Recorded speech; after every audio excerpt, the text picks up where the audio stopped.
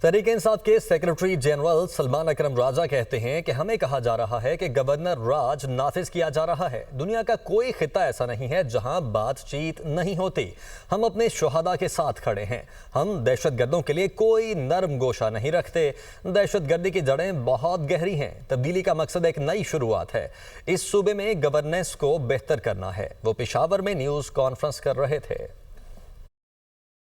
ہمیں یہ کہا جا رہا ہے کہ صوبے کے عوام کی رائے کو ایک بار پھر رد کیا جائے گا۔ گورنر رول یہاں نافذ کیا جائے گا۔ یہاں کی جمہوریت کو پامال کر دیا جائے گا۔ کوئی دنیا کا خطہ ایسا نہیں ہے جہاں بات افہام و تفہیم کے بغیر طے ہوئی ہو۔ ملک کے ہر خطے میں اپنی جانوں کا نذرانہ دینے والے ہمارے سپاہی، ہمارے افسر، ہمارے پولیس کے اہلکار، ہم سب کے ساتھ کھڑے ہیں۔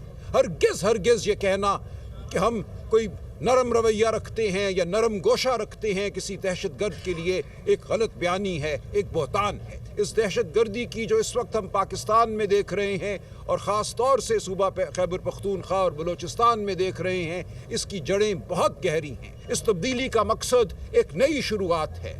کوئی مقابلہ کرنا، کوئی ایک تنازع کی صورت پیدا کرنا ریاست کے ساتھ ہرگز نہیں ہے۔ ہم سمجھتے ہیں کہ صوبے میں اب گورننس کو، جس صوبے میں حکومت کو ہمیں بہتر کرنا ہے۔